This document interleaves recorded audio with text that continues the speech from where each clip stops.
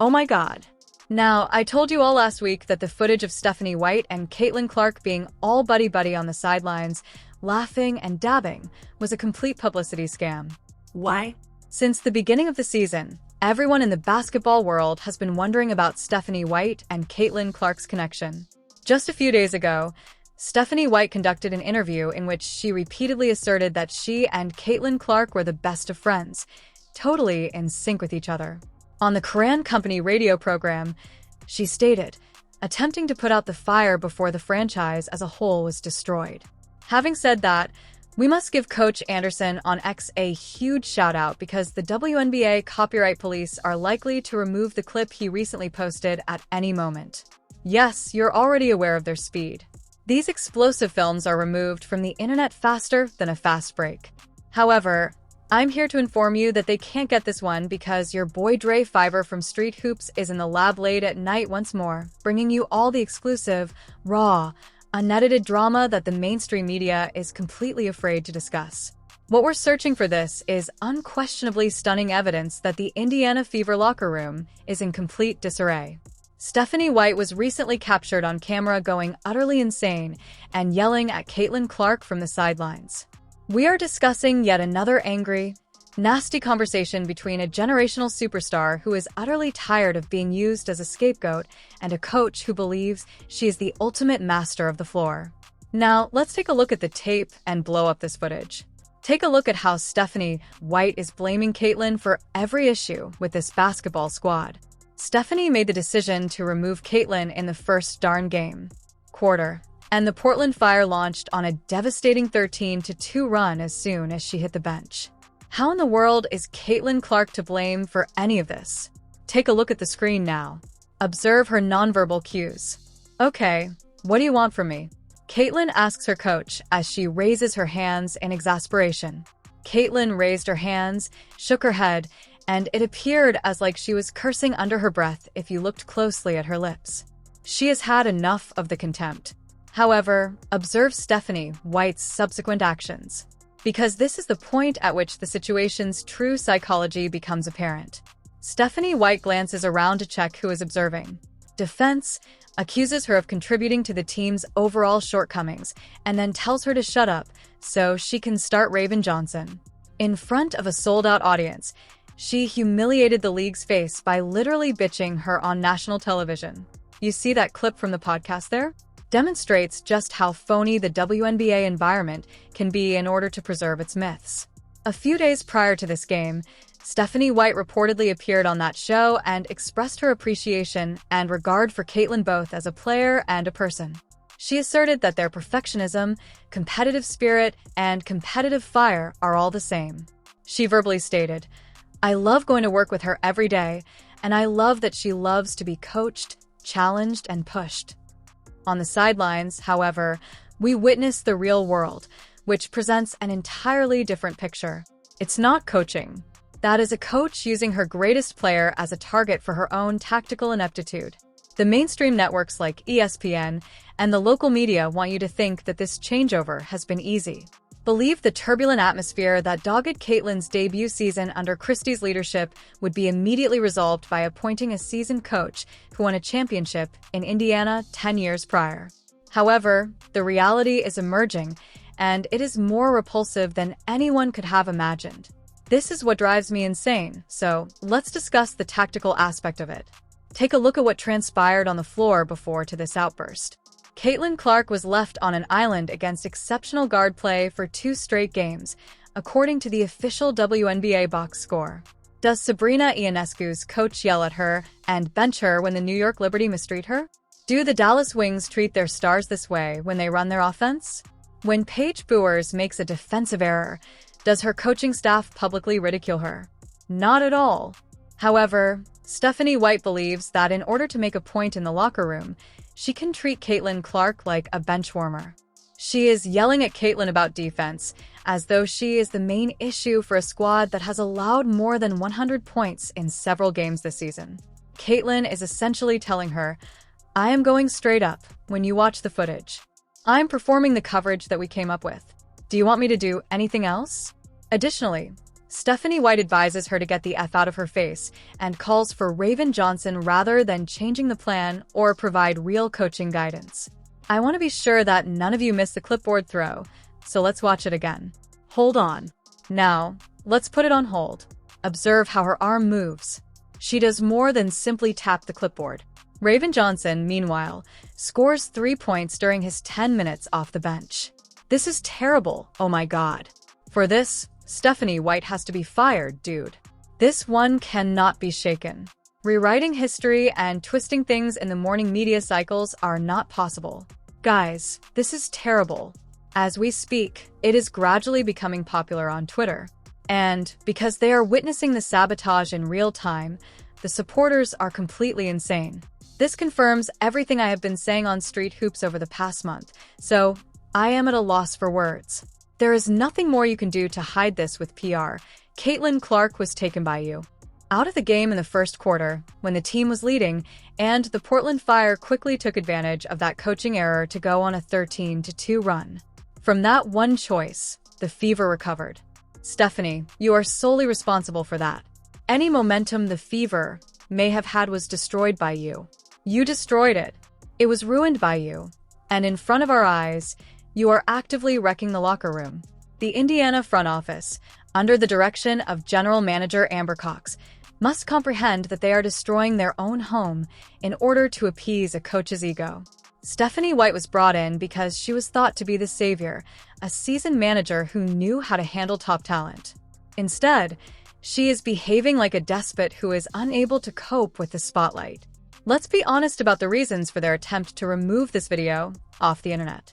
The developing belief that Stephanie White and Caitlin Clark have serious, unsolvable problems behind closed doors is fully supported by this tape, so they will do all in their power to remove it. Fans have been told for weeks by mainstream commentators that they are simply fabricating theories. The media said that admirers of Caitlin Clark were just fabricating negative tales, accusing everyone from Christie's sides to Kelsey Mitchell and now focusing on Stephanie White, according to a significant article published by The Ringer only last week. The Ringer actually wrote that supporters are hurling irrational thoughts at the wall, saying the coach is attempting to punish her or steal her confidence. However, with the actual video proof of the coach yelling in her face, hurling equipment, and demanding her to get out of her face, how can you call that a theory? It's not a theory. That is a live feed of a poisonous workplace. Why did they treat Caitlin in this manner?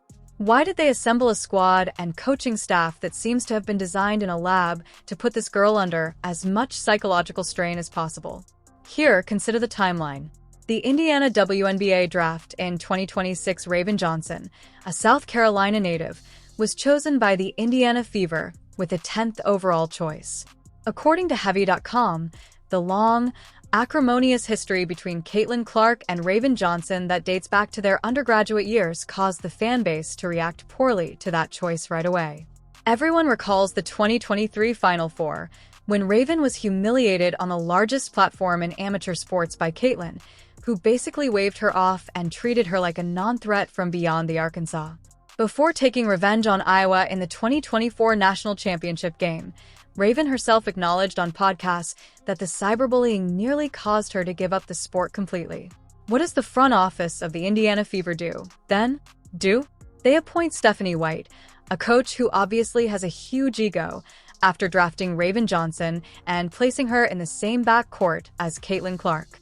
Aaliyah Boston attempted to play the peacemaker when she recently appeared on her own podcast, saying that once they started training camp, everything will be all right and that the fans had more animosity than the players.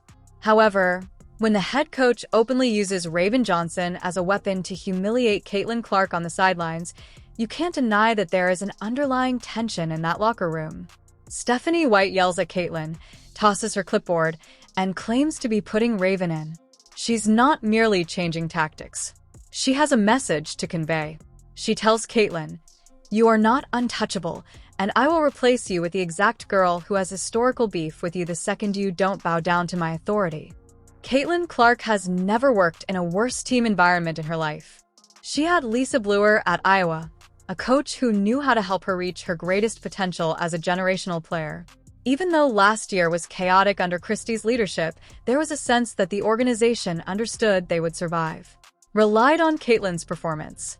However, it appears that the Indiana Fever's internal infrastructure is actively working against her in 2026. Why, dude? You guys, that's all I have to say. Right now, I'm furious. This work is insane, which is why I am so furious. That a company would permit its head coach to handle a key member of the team in this manner is absolutely absurd. Guys, my goodness. I'm just at a loss for words over this. I can only shake my head when I watch this video because it portends a long season, a completely ruined campaign, and a sad week for Fever supporters. As I mentioned before, I have no idea if the Fever will qualify for the playoffs at this moment. Take a look at how the entire system is shutting down. The WNBA is benefiting from huge media deals, sold-out arenas, and hitherto unheard-of viewership. And Caitlin Clark's cultural phenomena is responsible for 90% of that momentum. However, rather than viewing her as a resource, those in charge of overseeing her daily career on the court are treating her as a hindrance. Stephanie White, your coach, boasts about her bond with her athlete on public radio, but 48 hours later, she treats the same player like a dog on the sidelines. You cannot assure me that this team will prevail. A title under this direction. When coaches are hurling clipboards and yelling obscenities at the team's face, you can't claim that the locker room is cohesive. The front management must take fast action to stop this full catastrophe before the entire season is ruined. This is where things become really sneaky, so let's examine how deep this corporate cover-up actually goes. We are not merely witnessing a singular coaching outburst on an arbitrary Tuesday evening. No, the management of the Indiana Fever and the higher-ups in the WNBA league offices are making a deliberate effort to totally prohibit any story that deviates from their ideal business plan. Consider it. What initially led to Stephanie White's hiring. The Fever ownership group believed that, despite making the playoffs, Christie teams lacked the elite championship pedigree and media polish needed to handle the complete circus that surrounds Caitlin Clark, according to an insider story published in The Athletic. They were looking for a mythical figure, a native Indiana hero who could take the podium, win over the reporters, and appear totally in command. But what do you really discover when you remove that polished corporate facade? You come into a former coach who is obviously intimidated by the 24-year-old superstar has tremendous influence and authority over the entire sport. The head coach is meant to be the unchallenged general in the traditional basketball hierarchy. No questions asked. What they say is final. However, Caitlin Clark is more than just a member of the team. She is a catalyst for economic growth. Charter flights are required throughout the league because of her. Because of her, stadiums are relocating to NFL arenas in order to meet the demand for tickets. A risky psychological dynamic arises when a coach, such as Stephanie White, enters the field and discovers that 95% of spectators purchase jerseys bearing the player's name rather than the coach's. This is seen in the way the local beat are reporting on this catastrophe. Stephanie White was not questioned about the sideline meltdown at the post-game news conferences, according to the Indianapolis Star. Asking safe, general questions regarding defensive rotations and third-quarter execution, they entirely sidestep the problem. You guys, they're scared. They fear losing their media accreditation.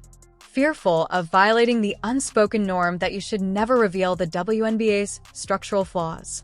However, Street Hoops exists for this reason.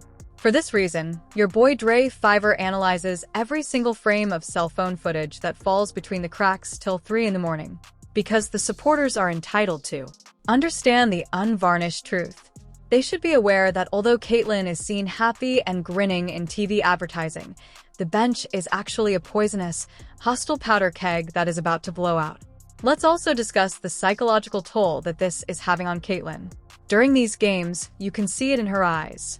The happy, carefree, long-range sharpshooter we fell in love with at Iowa is gradually being replaced by a player who appears to be mentally and physically worn out by her own coaching staff.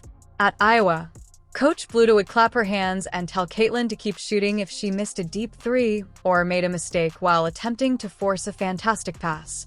That empowerment is what made it possible for her to surpass the all-time scoring record. However, every error is seen as a federal offense under Stephanie White's strict defensive first system. Stephanie regards Caitlin like a novice who doesn't understand the game if she fails a defensive assignment on a top guard due to a delayed frontline help rotation. This returns us to the fact that Raven Johnson is part of this lineup. Anybody with a rudimentary understanding of team chemistry is still perplexed by this move. The franchise understood exactly what they were doing when they chose Raven. They totally disregarded the psychological effects in favor of adding a tough defensive presence on the backcourt. You cannot claim that the player and you share a locker room. There is no unspoken conflict when someone publicly humiliates you on national television.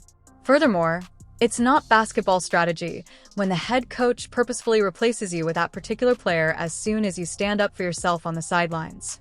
That's psychological warfare. In an effort to demonstrate that the coaching whistle is more powerful than generational talent, Stephanie White is actively attempting to shatter Caitlin's spirit. Take a look at the league's current overall situation. Take a look at how elite teams handle their key players. Sandy Brondello does not yell obscenities in Breanna Stewart's face while watching the New York Liberty struggle. Becky Hammon doesn't toss her clipboard at the bench during a difficult moment for the Las Vegas Aces and tell A.A. Wilson to leave her sight immediately. They have professional communication skills. To maximize their star strengths and conceal their flaws, they modify their tactical plans. However, it appears that the plan in Indiana is specifically intended to draw attention to Caitlin's shortcomings rather than her strengths.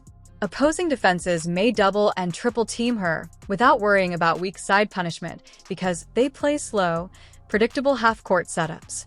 Who is held accountable when the offensive stalls out because no one else on the court can make a shot? Clark, Caitlin. This whole thing is about to reach a crucial turning point. Additionally, if Amber Cox, the general manager, doesn't act right away to establish boundaries, this franchise will regress by 10 years.